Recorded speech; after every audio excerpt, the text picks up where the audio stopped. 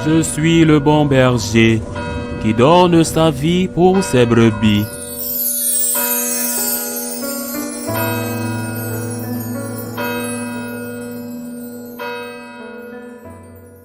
En ce temps-là, Jésus disait à ses apôtres, « Ne craignez pas les hommes. Rien n'est voilé qui ne sera dévoilé. Rien n'est caché qui ne sera connu. Ce que je vous dis dans les ténèbres, dites-le en pleine lumière. Ce que vous attendez au creux de l'oreille, proclamez-le sur les toits. Ne craignez pas ceux qui tuent le corps sans pouvoir tuer l'âme. Craignez plutôt celui qui peut faire périr dans la géhenne l'âme aussi bien que le corps. 2 moineaux ne sont-ils pas vendus pour 1 sou? Or, pas un seul ne tombe à terre sans que votre Père le veille. Quant à vous, même les cheveux de votre tête sont tous comptés. Soyez donc sans crainte. Vous valez bien plus qu'une multitude de moineaux.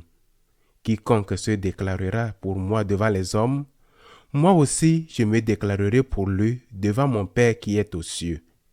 Mais celui qui me réunira devant les hommes, moi aussi je le réunirai devant mon Père qui est aux cieux. Acclamons la parole de Dieu. J'étais encore un jeune homme, j'avais 24 ans lorsque Saint Paul II fut élu pape. Nous étions devant notre télévision dans l'attente comme tant d'autres de voir apparaître le cardinal chargé d'annoncer depuis le balcon de Saint-Pierre le nom du successeur de Jean-Paul Ier qui n'avait guidé l'Église qu'un seul mois. Les spéculations avaient été nombreuses comme toujours. Puis enfin, le cardinal apparut et prononça les paroles traditionnelles. Habemus papam, annontio vobis guardimus magnum, habemus papam.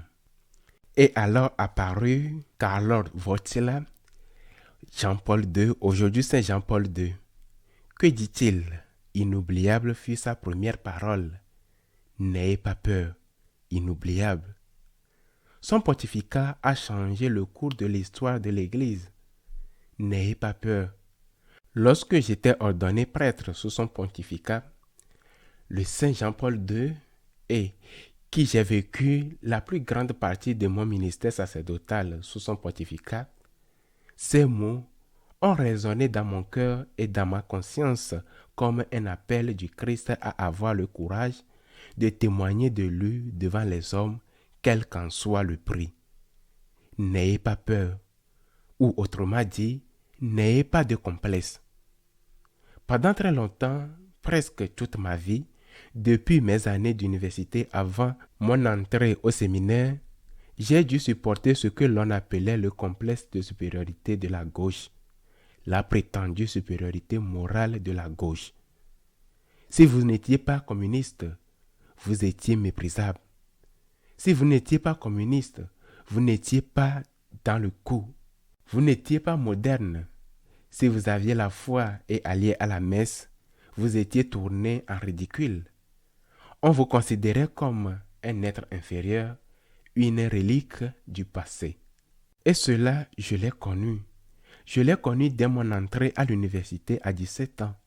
La supériorité morale de l'athée, la supériorité morale de la gauche, la supériorité morale du communisme.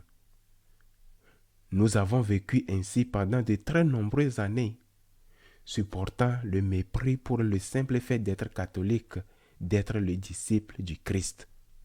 Mais lorsque Saint Paul II est arrivé, tout a commencé à changer. Nous étions dans les années 1978. Il venait d'un pays communiste et il n'avait aucun complexe d'infériorité. Il savait bien ce que signifie le communisme.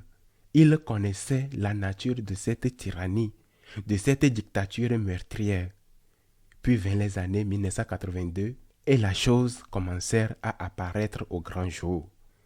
Il est vrai que beaucoup continuent encore aujourd'hui à se croire normalement supérieurs parce qu'ils sont communistes, parce qu'ils sont socialistes, parce qu'ils sont athées. Je vis dans un pays où la corruption de la gauche est devenue si évidente est si scandaleuse qu'il est difficile de comprendre comment certains peuvent encore se considérer normalement supérieurs. Nous ne devons avoir ni peur ni complexe d'infériorité. Personne n'est comme le Christ. Aucun homme politique, aucun idéologue, aucun philosophe n'est comparable au Christ. Personne n'est comme le Seigneur. Les commandements du Christ, ceux que nous recevons de l'Ancien Testament à travers Moïse, et ce que le Seigneur nous donne dans les béatitudes, par son exemple et par ce commandement nouveau proclamé lors de la dernière scène, aimez-vous les uns les autres comme je vous ai aimés, sont pour nous effectivement exigeants. Mais ils nous sauvent, ces commandements nous sauvent. Ils nous sauvent non seulement pour la vie éternelle, mais aussi ils nous sauvent ici-bas dans cette vie. Croire que le voleur vaut mieux que celui qu'il dépouille, non. Que l'assassin vaut mieux que sa victime, que le calomniateur vaut mieux que celui qu'il calomnie, c'est capituler devant les exigences du monde. Nous sommes disciples du Christ et nous ne pouvons ni devons avoir honte si l'on nous dit qu'en tant que chrétiens, nous sommes des citoyens de seconde zone ou des personnes restées prisonnières du passé. Nous devons d'abord rappeler que, comme citoyens de notre pays, nous avons les mêmes droits que tous les autres, ni davantage ni moins. Mais nous devons aussi affirmer que la véritable supériorité morale se trouve dans l'Évangile, qu'aucun dirigeant n'est comparable à Christ. Non seulement parce que nous le confessons comme Dieu, mais aussi parce que même comme homme, il surpasse tous les autres. N'ayez pas peur de vous déclarer catholique. Ce dont nous devons avoir honte, en revanche, c'est d'être pécheurs, d'être de mauvais catholiques. Ce que nous reconnaissons au début de chaque messe lorsque nous confessons avoir beaucoup péché. Lorsque nous disons à cœur ouvert, je confesse à Dieu le Père Tout-Puissant. Je reconnais devant vous frères et sœurs que j'ai péché. Mais n'ayons jamais honte de nous dire disciples du Christ.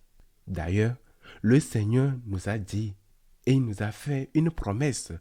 Et l'évangile d'aujourd'hui nous la rappelle. Il dit, « Celui qui se déclarera pour moi devant les hommes, moi aussi je me déclarerai pour lui devant mon Père qui est aux cieux. » Et cette promesse, il l'a tenue.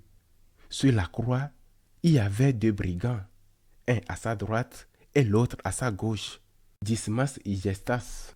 Dismas s'opposa à son compagnon de supplice qui insultait le Christ et prit sa défense. Il confessa sa foi sur la croix. Ne crains-tu donc pas Dieu, toi qui subis la même condamnation? Il reconnaît le Christ comme Dieu et que lui répondit le Seigneur. Le Seigneur lui dit, « Je te le dis en vérité, aujourd'hui tu seras avec moi dans le paradis. » Promesse accomplie. Or, Dismas n'était pas un saint. Il n'était pas un saint homme. S'il se trouvait là, c'est parce qu'il était un criminel, un brigand, un bandit, un assassin. Et pourtant, aujourd'hui tu seras avec moi dans le paradis. Ayez du courage, dit le Christ.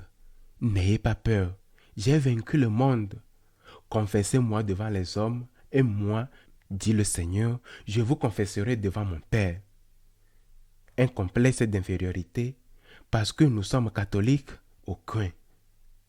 De la honte parce que nous sommes des mauvais catholiques, oui. Mais de la honte parce que nous sommes catholiques, absolument pas. Où est donc cette prétendue supériorité morale de la gauche? Dans la corruption immense de ses dirigeants. Demandons au Seigneur de nous donner la force d'être des témoins, jusqu'au martyre s'il le fallait, d'être ses témoins. Demandons-lui aussi l'humilité de reconnaître que nous sommes pécheurs et de chercher chaque jour de devenir saints. Qu'il soit ainsi.